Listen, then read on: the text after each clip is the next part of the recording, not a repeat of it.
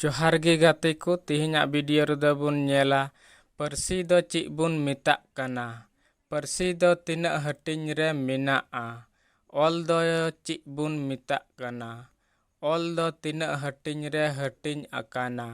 Role दो ची बुन मेताग काना। ची दाड़ी तेबुन रोले काना। नोआ कुरना टेलागी तेहेᱧा वीडियो रेदो बुन नेला। वीडियो एहब खन मुचाद धाबी नेल ताबुन पे तबेगी सिविल चलम ना गाबी रसा पे चाखा नाम दाड़ीवाआ। तो दिला बुन वीडियो बुन एहब लेगी। कुकली पारसी दो ची बुन मेताग काना।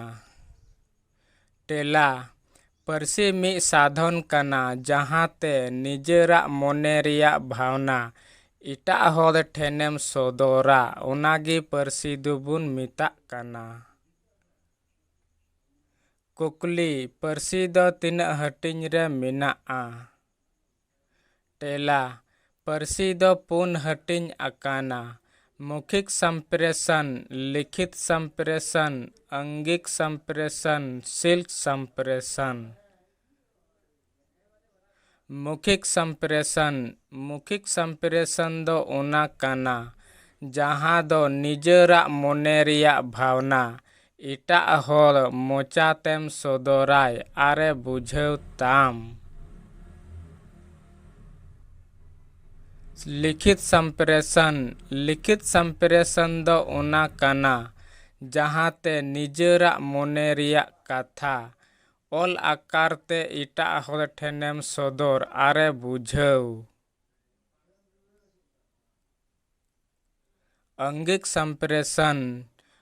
संप्रेषण दो ओना काना जहाते निजेरा मोने रिया कथा हॉर्मो रिनांग अंग हिलौते बुझेव जेलिका में कुटी धुलुप से में कुटी रिपी इमान इमान। शिल्क संप्रेषण दो ओना काना जहाते हर रे डहार रे बोर्ड से बैनर नेलते बुझेव जेलिका स्कूल रिनांग बैनर, रेल रिनांग सिग्नल इमान इमान। कुकली ऑल दो ची बुन मेताग काना। टेला रोड को बांग साडी ओचो काते बांग आंजम ओचो काते में सुमुंग ते नेल काते मोने मोने ते बड़ा जंग तिया गर चिखनगी ऑल दुबुन मेताग काना।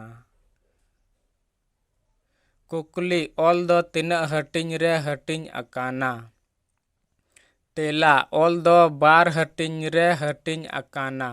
मी मना बतावा ऑल दूसर अवथड़ी ऑल मना बतावा ऑल दो गर चिखन लिका आर अवथड़ी ऑल दो जहां तहां अवड़ेगी।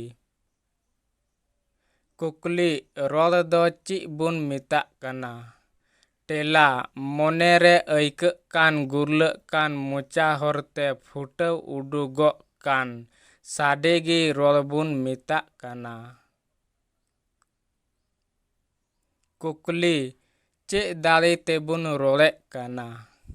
टेला मु खन होय बोलो कान फेफड़ा ते ओंडे खन रुवारो हावे होय लंड्री खन चितान रे तरु रे आलांग ते दाल काते होय दो पासना काना आर ओना साव साव ते डाटा लुटी रे होय दो सारपा काते उडुगो कान होय दाड़ी तेबुन रोले काना।